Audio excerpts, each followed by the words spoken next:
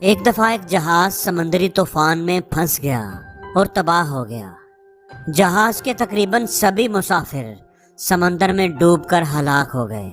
صرف ایک آدمی ہی معجزانہ طور پر زندہ بچ سکا، جو کسی نہ کسی طرح سمندر کی لہروں کے ساتھ ساتھ تیرتا ہوا ساحل پر پہنچ گیا۔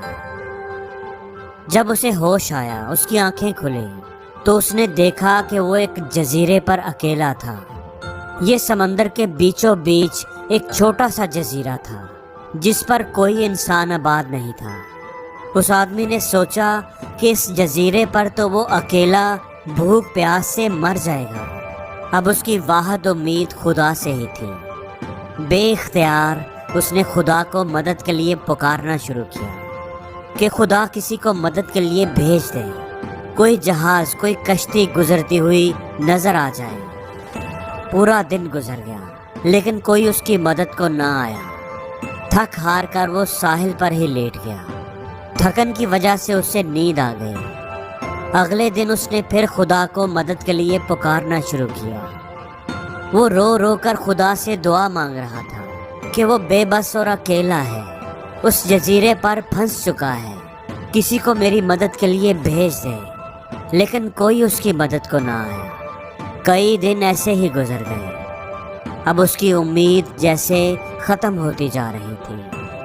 اس نے جیسے قبول کر لیا تھا کہ اب اس کی باقی کی زندگی اس جزیرے پر ہی گزرنی ہے۔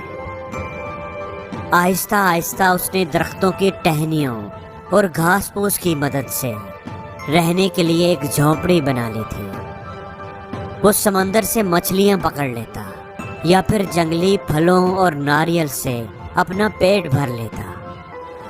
وقت ایسے ہی گزرتا گیا۔ اب سردیوں کا موسم آ گیا تھا۔ ایک دن اپنی جھونپڑی کے باہر وہ آگ جلا کر بیٹھا ہوا تھا۔ اس کی نظریں آسمان کی طرف تھی، آنکھوں میں آنسو اور امید تھی کہ شاید خدا اس کی مدد کے لیے کسی کو بھیج ہی دے۔ اگلے دن وہ اٹھا اور خوراک کی تلاش میں نکل پڑا۔ ہوا میں کچھ تیزی آ گئی تھی۔ ہوا میں کچھ تیزی آ گئی تھی۔ ابھی وہ ساحل پر مچھلیاں پکڑ ہی رہا تھا کہ جزیرے کی طرف سے اسے دھواں اور آگ کے شعلے نظر آئے۔ وہ تیزی سے اس سمت بھاگا۔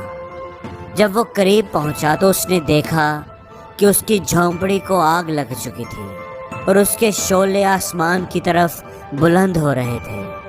رات کو اس نے جو آگ جلائی تھی، تیز ہوا کی وجہ سے اس کی چنگاری اڑ کر جھونپڑی پر گری تھی اور خشک لکڑیوں نے آگ پکڑ لی تھی۔ اس کا سارا کچھ جل کر تباہ ہو گیا تھا۔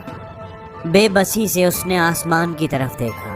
اس کی آنکھوں میں شکایت تھی، اے خدا، میں نے بڑی دعائیں کی تھی، بڑی مدد مانگی تھی کہ کسی کو بھیج اور مجھے اس جزیرے سے نکال، لیکن تم نے میری دعاؤں کو، فریادوں کو نہیں سنا، اور اب میں نے یہاں رہنے کے لیے چھوٹا سا گھر بنایا تھا اور تو نے وہ بھی جلا دیا۔ یہ میرے ساتھ بڑا ظلم ہوا ہے، زیادتی ہوئی ہے۔ وہ بڑا دکھی اور اداس تھا۔ وہ روتا رہا اور شکایتیں کرتا رہا۔ روتے روتے وہ وہیں گھاس پر لیٹ گیا اور سو گیا۔ اچانک شور کی وجہ سے اس کی آنکھ کھل گئی۔ جب وہ اٹھا تو اس کی حیرت کی انتہا نہ رہی۔ اس نے دیکھا کہ ایک جہاز ساحل پر آ کر رکا ہوا تھا۔ اسے اپنی آنکھوں پر یقین نہیں آ رہا تھا۔ آخر کار اس کی فریاد سن لی گئی تھی۔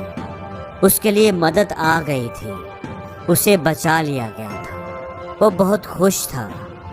وہ جہاز پر سوار ہو چکا تھا اور جہاز اپنی منزل کی طرف رواں دواں تھا۔